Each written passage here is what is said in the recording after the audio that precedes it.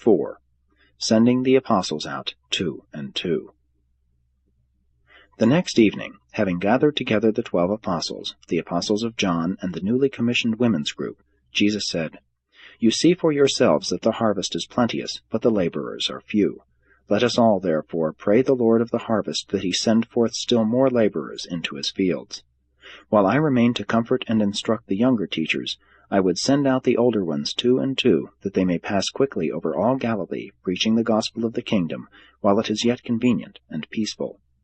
Then he designated the pairs of apostles as he desired them to go forth, and they were Andrew and Peter, James and John Zebedee, Philip and Nathanael, Thomas and Matthew, James and Judas Alphaeus, Simon Zelotes, and Judas Iscariot.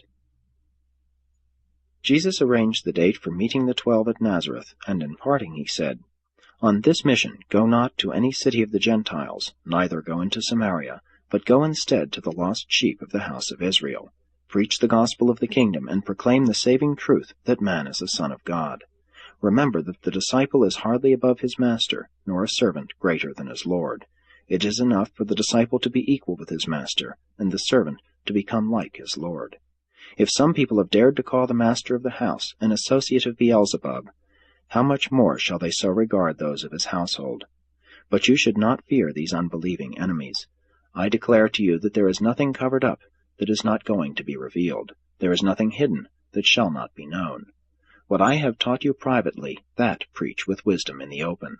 What I have revealed to you in the inner chamber, that you are to proclaim in due season from the housetops.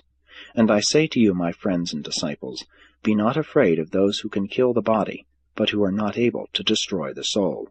Rather put your trust in him who is able to sustain the body and save the soul.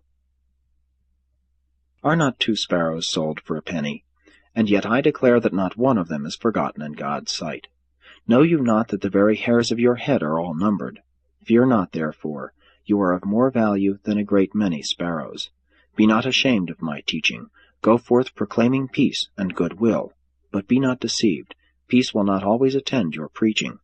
I came to bring peace on earth, but when men reject my gift, division and turmoil result.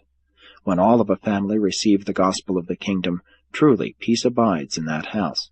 But when some of the family enter the kingdom and others reject the gospel, such division can produce only sorrow and sadness. Labor earnestly to save the whole family, lest a man's foes become those of his own household.